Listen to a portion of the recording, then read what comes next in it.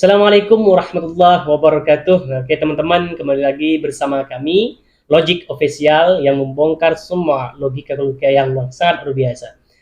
Dan kita ditemani narasumber yang sangat luar biasa, yaitu Ustadz Guntoro yang sangat luar biasa pemateri saat ini ya. Langsung saja kita sedikit bincang-bincang terkait tentang sholat nih, ya kan? Ada pertanyaan yang sangat menarik nih, Ustadz. Kan? Apa urgensinya tentang sholat dan logika sholat seperti itu? Ini kok sangat penting untuk umat manusia seperti itu. Itu gimana pandangan Ustaz? Kita sebagai Muslim mendapat perintah untuk melaksanakan sholat, dan itu hukumnya fardu ain. Perintah sholat ini ya berbeda dengan perintah-perintah yang lain.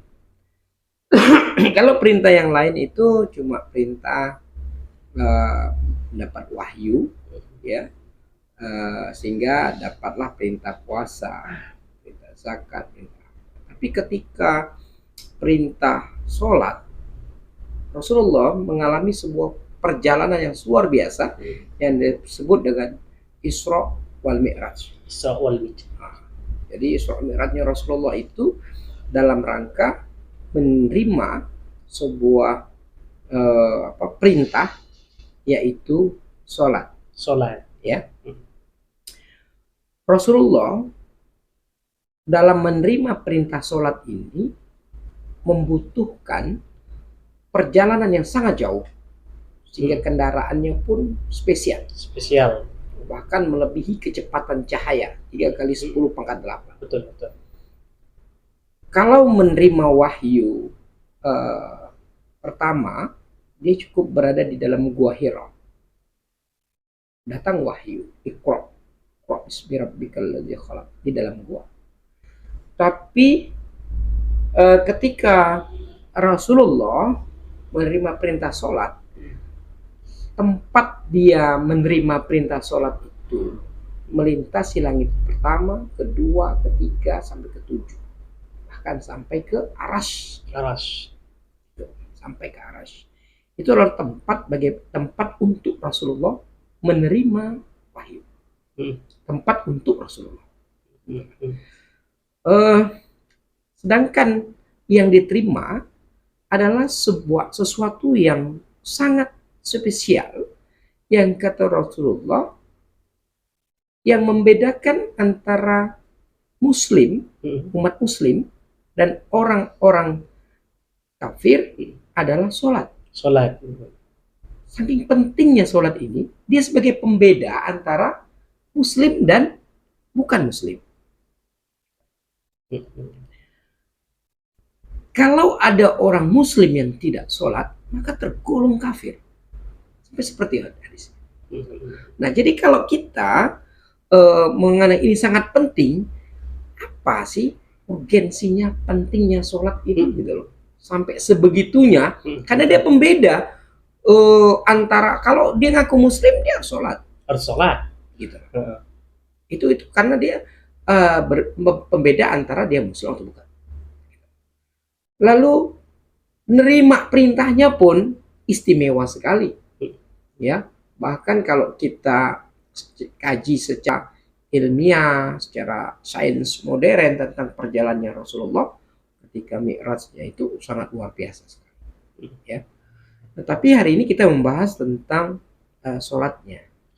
Ya. Secara bahasa, sholat itu makna secara kata, sol itu artinya hubungan. Ya. Hubungan kita dengan Allah. Kita terhubung dengan Allah. Ya. Dirikanlah sholat. Ibrahim ayat 7 itu. Sesungguhnya sholat itu mencegah perbuatan keji dan mungkar. Nah, saking pentingnya sholat, ya, itu menjadi ukuran atas amalia seseorang. Karena sholat itu bisa mencegah perbuatan yang keji dan mungkar. Gimana bisa hubungan itu terjaga? Karena ketika manusia itu tetap terhubung dengan Allah, dia selalu ingat Allah, dia tak mungkin lakukan perbuatan keji dan mungkar. Betul. Iya, masuk akal. Gimana dia mau melakukannya ketika di hadapannya, ya kan, terbentang perintah tentang larangan dari Allah. Gimana dia mau melakukannya? Ya, bahwa itu sementara dia selalu dekat dengan Allah. Makanya itu makna sholat tuh secara makna ya segitu, seperti itu. Lalu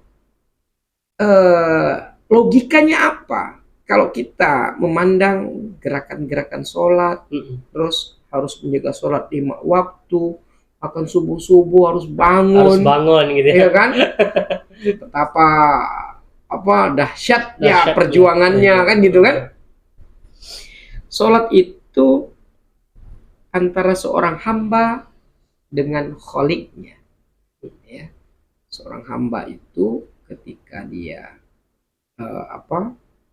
berdiri tegak di atas muka bumi, seakan-akan dialah yang paling berkuasa. Tapi ingat, ketika sudah bicara tentang kholiknya, penciptanya, maka ukuran ketundukan seorang hamba kepada kholiknya itu meletakkan derajat tertingginya, yaitu kepala di lantai setara dengan kaki. Nah, kalau kita mau mengukur tentang secara sains, secara logika, ada pesan secara ilmiah yang bisa kita sampaikan dari perintah sholat ini. Karena sholat ini perintah Allah langsung. Perintah langsung. Artinya yang memberi perintah langsung Allah. Gitu. Kalau bentuk geraknya saja salah, perintah gerak salah, berarti hasilnya pasti tidak baik. Iya, betul. Gitu. Karena Allah ini maha baik, dia masih perintah yang baik. Gitu. Kalau kita lihat, kenapa sih orang gerak sholat itu kan cuma 3. Qiyam, berdiri, ya, terus kemudian ruku dan sujud. Dalam satu rakaat, ya, terdiri dari qiyam, berdiri, ruku, dan sujudnya 2 kali.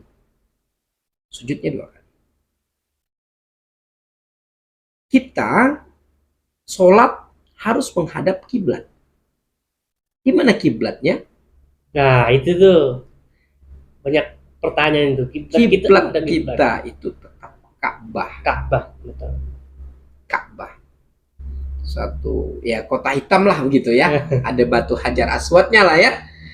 Bahkan ada ya, kalau orang melihat, loh, apa perbedaan umat Islam yang sholat dengan agama lain yang menyembah Tuhan yang dianggapnya Tuhan? Gitu. Apa sesuatu yang dianggapnya Tuhan? Apa bedanya? Ternyata umat Islam juga sujud di depan Ka'bah. Ya. Ini main-main logika kan ya? Ya, artinya kan, loh, apa bedanya sujud depan Ka'bah dengan orang yang menyembah hal-hal lain? Ya. Kita sebagai seorang hamba mengikuti perintahnya. Diperintahkan ya sujud, diperintahkan ruku ya ruku. Gitu. Diperintahkan puasa ya puasa. Hari ini kita diperintahkan sholat yang berbentuk gerakan dari berdiri, ruku, dan sujud. Ya. Mengarah kepada satu objek yang namanya Ka'bah. Kita tidak boleh membayangkan Allah di depan kita. Nggak boleh. Kalau kita bayangkan seperti itu akan menimbulkan ukuran. Allah terbebas dari ukuran.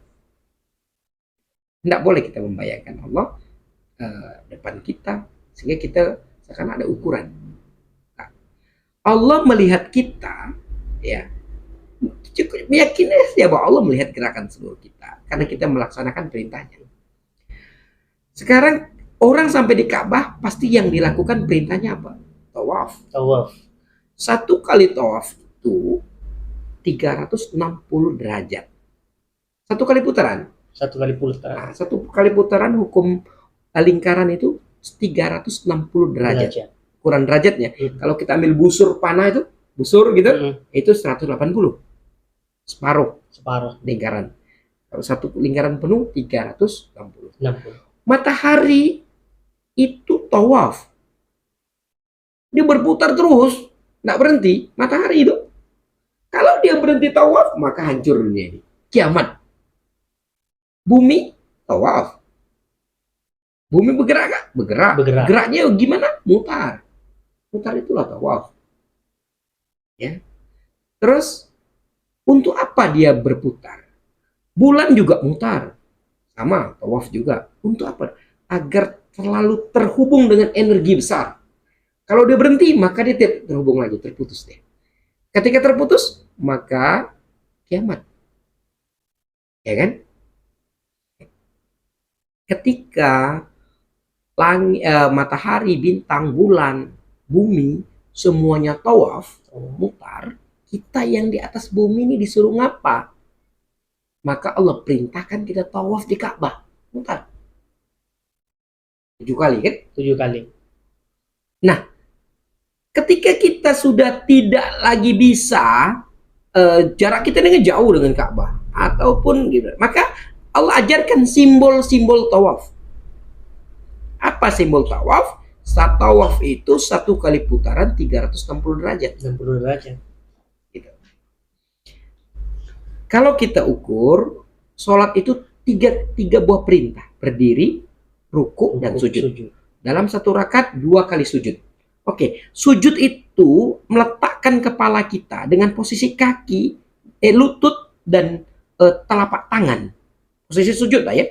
Bentuk sujud itu adalah 45 derajat. Tancip gitu, 45 derajat. Dalam satu rakaat 2 kali sujud. Berarti 90 derajat. Dalam satu rakaat ada ruku.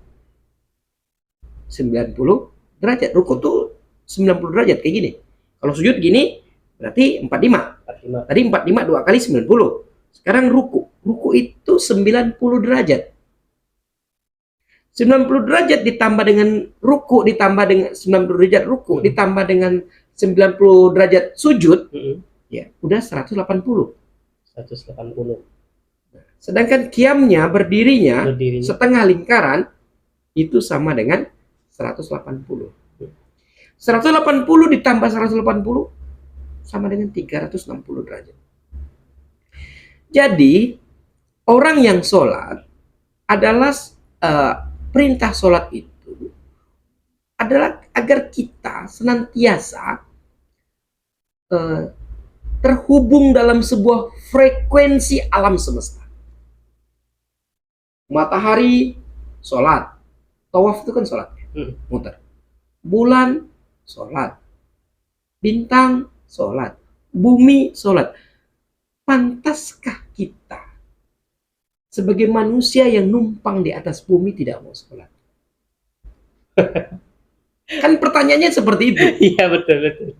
Apakah pantas kamu tidak melakukan seperti yang dilakukan matahari, bintang, bulan, bahkan bumi yang kau tumpang?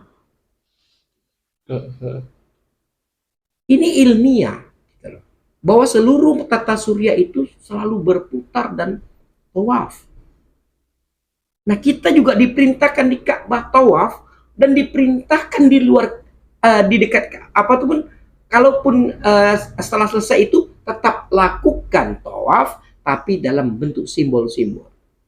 Jika bukan yang memberi perintah ini adalah yang Maha Tahu, tak mungkin bisa terukur.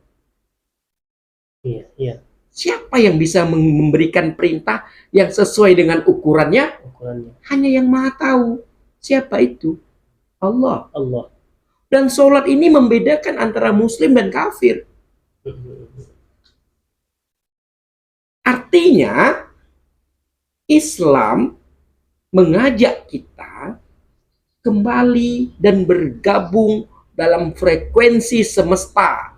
bahwa Tuhan semesta alam menciptakan alam semesta ini dalam perintah sholat. Sholat. Maka selayaknya lah kita sebagai manusia yang numpang di atas muka bumi, ya, adabnya itu diwajibkan sholat. Gitu. Ya kalau orang menganggap sholat itu senam segala macam, itu gerakan dia cuma gerakan. Akan ada orang menganggap sholat itu gerakan senam karena dia tidak tahu. Ya orang tidak tahu ya tidak apa-apa. Ya nama orang tidak tahu ya. Tapi kalau kita perlu tahu bahwa gerakan itu memiliki makna simbol. Ini kan simbol-simbol ya, simbol 180,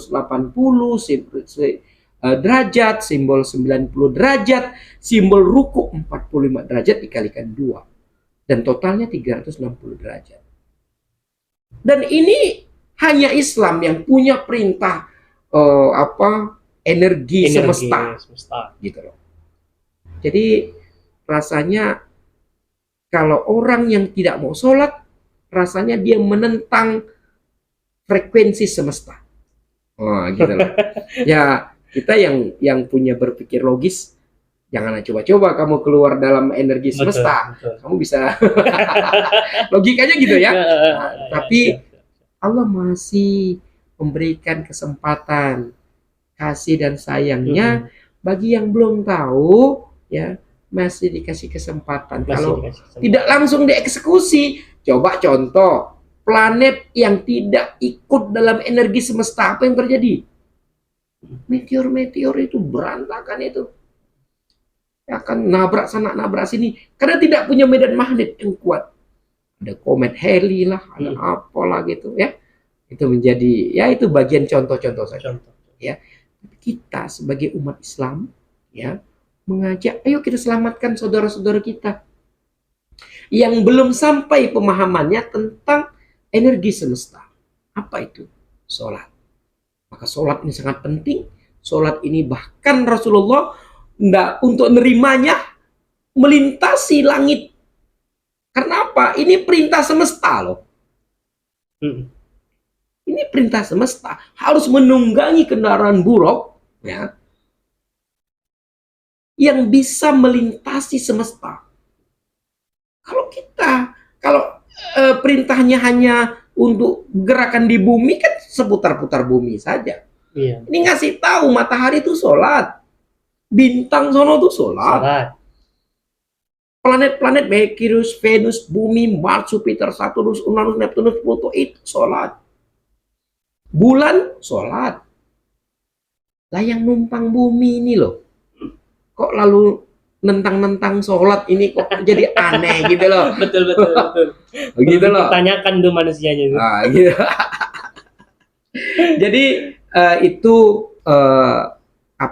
itu adalah simbol ya dari sebuah gerakan sholat yang terpancar dan menyatu dalam frekuensi semesta. Nah, jadi pertanyaan balik, mau nggak gabung dalam frekuensi semesta? Ya kan? Sering kita bicara back to nature, kan gitu. Pengen kembali ke alam, pengen kembali ke alam ya sholat. Karena alam semesta itu melakukan sholat. Dan putarannya semua 360 derajat. Ya. Kalau kita riset ke yang lain-lain, semuanya sholat. Tumbuhan apa semuanya sholat. Cuman kita belum menelitinya saja. Iya, betul. Ya, betul. Nah, ini penelitian kita juga sebenarnya sederhana hitungannya, cuman ngitung 360 derajat aja kok, ya kan? Bukan penelitian yang sampai mendetail sekecil-kecil gitu. Tapi ini sesuatu yang luar biasa, sebuah perintah yang luar biasa, yang hanya yang maha mengerti, yang hanya pemilik alam semesta yang bisa ngasih perintah kita seperti ini. Siapa dia? Allah Azza wa Jalla. Ya, karena dia yang menciptakan matahari, bintang, bulan. Dia tahu semuanya sholat. Maka dikasih perintah, sholatlah. Gitulah. Betul, Gitu loh. betul. Layaknya kita sholat. Itu. Oke, terima kasih Mas. Ya, sangat berasa tentang pembahasan sholat tadi ya teman-teman ya. Sangat menarik ya, terutama manusianya harus diperbaiki lagi ya, kembali pada diri masing-masing ya. Harus sholat untuk menjaga keimanan kita untuk menghadap Allah Subhanahu Wa Taala nanti seperti itu. Oke, pertanyaan kedua nih, sangat menarik lagi nih, Mas. Ya kan? Bagaimana sholat yang khusyuk, ya kan? Terkadang saya ini Pak Ustadz nggak khusyuk lah dan sebagainya. Itu biasanya pertanyaan-pertanyaan apa di luar sana gitu. Itu menurut Pak Ustadz gimana gitu?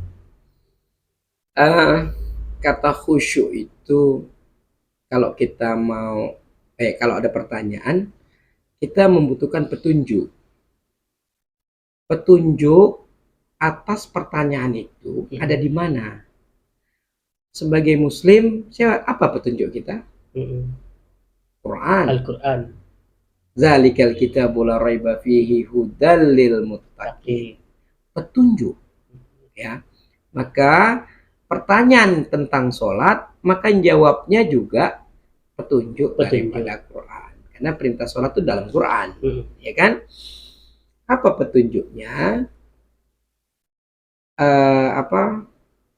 Dalam surah Al-Baqarah ayat 40 ayat 45. Wasta'inu bisabri wassalah. Mintalah pertolongan pada Allah itu dengan sabar dan sholat.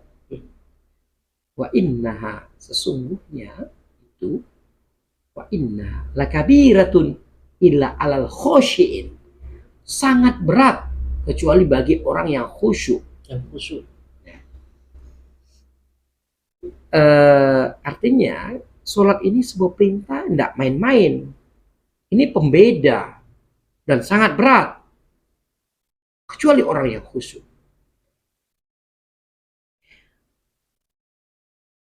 Kata khusyuk di sini itu dimaknai orang banyak harus konsentrasi. Tidak usah mikir lain-lain, cuma satu item. Pandangan hanya satu titik. Ataupun bahkan sampai gerakannya sampai begini untuk khusyuk, bergetar-getar, ada yang berputar-putar, ada yang macam-macam. Karena ingin mencapai level khusyuk. Karena pertanyaannya khusyuk. Ya. Kalau kata Nabi, ya, sholatlah kamu seolah-olah kau akan mati esok. Itu kata hadis Nabi kan gitu. Kalau bekerja seakan-akan akan hidup selamanya, tapi kalau sholat seakan-akan mati esok. Dalam surah Al-Baqarah 46-nya dijelaskan, yaitu siapa yang khusyuk itu? Yaitu orang-orang yang meyakini bahwa dia akan bertemu dengan Tuhannya dan meyakini bahwa dia akan kembali kepada Tuhan. Bertemu, orang yang bertemu, kok kata Nabi kan mati kan? Mati. Seakan-akan besok akan mati. Nah, kalau dalam Quran meyakini, keyakinan ini bahwa dia akan bertemu dengan Tuhan dan akan kembali kepada Tuhan. Siapa yang akan bertemu Tuhan? Siapa yang akan kembali kepada Tuhan? Yang orang yang kalau udah mati dulu. Kok belum mati kita nggak bisa dong. Nggak bisa. Nggak bisa dong. Artinya kita logikakan sekarang. Khusyuk itu ketika orang misalnya dalam suatu kendaraan, tahu-tahu dinyatakan kendaraan itu akan musnah atau akan meledak atau akan apa yang dibayangkan oleh penumpang. Bagi dia orang yang beriman, dia langsung berdoa, khusyuk nggak doanya? Pesawatnya mau jatuh nih, khusyuk nggak deh kira-kira? Campur. Enggak, kalau orang yang beriman dia tidak akan campur. Dia pasti ngomong langsung kepada ya Allah, dengan kekhusyuan tadi. Itulah khusyuk. Ketika dia akan bertemu dengan Tuhannya, dia baru khusyuk.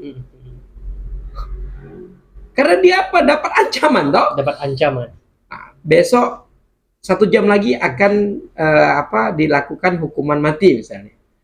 Kalau dia beriman, maka dia langsung bahwa hidup dan mati dia ini karena Allah. Allahu akbar kabira walhamdulillahi katsira wa subhanallahi bukratan wa asila. Inni wajjahtu wajhiya lillazi fataras samawati wal arda hanifa muslima wa ma ana minal musyrikin. Inna sholati wa nusuki wa mahyaya wa mati lillahi rabbil alamin. Itu maksud biar khusyuknya itu gitu loh. Karena dapat informasi bahwa dia akan dieksekusi. Dapat kabar. Lah, kenapa orang banyak tidak kata orang tidak khusyuk dalam sholat? Karena dia meyakini bahwa dia akan hidup panjang. Misalnya, dia lagi mancing, ya kan? Dia sholat, letak, pancing aku dimakan ikan. Karena dia meyakini dia akan mendapatkan ikan, berarti kan akan hidup panjang. Makanya dia jadi nggak khusyuk. Orang yang mau ujian besok, dia sholatnya khusyuk nggak? Khusyuk? Nggak khusyuk. Oh, nggak khusyuk. Kenapa? Dia akan mendapatkan kelulusan ujian. Kelulusan ujian tadi. Berharap. Oh iya betul. Menjadi nggak khusyuk. Orang mau ujian PNS kah, tentara kah, polisi kah, apa kah, dia sholat malam-malam, dia jadi nggak khusyuk. Kenapa? Dia melakukannya karena dia membayangkan sesuatu yang akan dia terima di dunia. Gitu loh. Tahu-tahu nggak lulus, akhirnya dia marahkan Tuhan. Kan kacau juga kan? Aku udah berdoa nggak dikabulkan. Kan? Padahal sholatnya nggak khusyuk. Apa beda khusyuk dan tidak khusyuk? Khusyuk itu ya ketika dia meyakini bahwa besok dia akan mati. Meyakini bahwa dia akan bertemu dengan Tuhannya. Dia akan kembali kepada Tuhannya. Siapa itu? Orang yang akan mati yang akan bertemu dan kembali kepada Tuhannya. Sedangkan orang yang mau sukses itu sebenarnya bukan untuk khusyuk, tapi untuk bekerja. Kata Nabi, kalau kau bekerja seakan-akan kau akan hidup lama. Tapi kalau kau sholat seakan-akan besok mati. Ya, sehingga di dalam kekhusyuan sholat ini orang banyak menerjemahkan dalam bentuk gerak. Padahal perintah petunjuknya itu dalam bentuk keyakinan. Nah, keyakinan kita bahwa kita akan bertemu dengan Allah, keyakinan kita bahwa kita akan kembali kepada Allah. Sekali, gimana kalau kita lagi sholat ingat kunci motor belum terkunci? Kan gitu. Sementara takbir udah dimulai lagi. Kan muncul itu kan si Qala qorinuhu. Bicara si korin itu. Bicara si setan itu kan. Setannya bicara bahwa motor kau kuncinya melekat. Entar lagi motor kau hilang. Ya kan? Nah, ada yang berpendapat secara fikih tinggalkan sholatnya, betulkan dulu motornya. Baru sholat lagi. Karena sholatnya tidak tenang. Dianggap ini sesuatu yang membahayakan. Tapi ada yang berpendapat juga itu sebelum dia sholat. Kan beda-beda nih ya. Beda-beda. Tetapi karena gimana sholat tidak tenang itu kan tidak memberikan itu. Tapi sebenarnya ketika orang itu kan tidak khusyuk ya. Tidak khusyuk. Karena sholatnya ingat motor. Gitu kan, dan dia muncul tiba-tiba. Tapi kalau hal yang membahayakan secara fikih boleh dibatalkan sholat. Misalnya lagi sholat, atau ada anak kecil mau masuk lubang yang membahayakan nyawanya, batalkan sholatnya. Ya, ada yang bertambat selamatkan dulu baru kembali sholat. Ada yang berpendapat begitu. Ya, itu kan hukum-hukum fikih ya, kita bisa kaji hukum fikih lah ya. Logika, tetapi maksudnya ketika kita itu khusyuk, ya sudah khusyuk, maka kita meyakini bahwa barang-barang yang kita miliki pun dan tidak ada lagi. Kita akan kembali toh pada Allah. Kita akan bertemu Allah kan. Artinya kan membayangkan kita akan besok mati. Apalagi kita tidak punya apa-apa. gitu loh. Maka itu yang menimbulkan kekhusyuan. Bukan dalam bentuk ya mungkin ada berpendapat harus bergerak begini-begini, itu hukum gerak. Tapi kalau hukum petunjuk Al-Baqarah 46-nya itu keyakinan kita, sehingga itulah kekhusyuan. Nah, memang ini di dalam sholat, secara makna sholat sendiri itu karena kita sedang berhubungan dengan Allah, ya, berhubungan. Sol atau sol itu pasti hubungan. Sil laturahim, hubungan sesama kasih sayang. Nah, kan itu sesama manusia. Kalau soleh, anak yang menjaga hubungan. Kalau sholat, hubungan dengan Allah. Kalau sholawat, hubungan kepada Rasulullah. Gitu. Jadi semuanya menjadi terhubung secara baik. Terhubung secara baik. Dan sholat itu hakimus sholat, inna sholata tanha anil fahsya wal munkar. Dirikanlah sholat, sesungguhnya sholat itu mencegah perbuatan keji dan munkar. Karena orang yang selalu terhubung dengan Allah, dia mungkin lakukan itu. Betul. Tapi kenapa orang yang sudah sholat masih melakukan itu? Karena dia memutuskan hubungan pada saat melakukan. Kalau ditanya logika benar atau salah, dia tahu itu salah. Cuman dia sengaja menutup, diputusnya dulu, betul. Agar dia mengikuti ilahnya tadi. Oke, terima kasih kepada Ustadz ya telah menjelaskan terkait tentang sholat dan logika sholat dan khusyuk gimana gitu, teman-teman. Maka kita sebagai umat Islam lakukan itu, jangan sampai putus untuk mendirikan sholat seperti itu, ya. Mungkin itu saja teman-teman, terima kasih ya, sangat luar biasa tadi diskusi kita dengan Pak Ustadz Guntoro yang sangat luar biasa di Logic Official. Jangan lupa tonton terus, subscribe, like, dan share. Salam Logic Official. Assalamualaikum.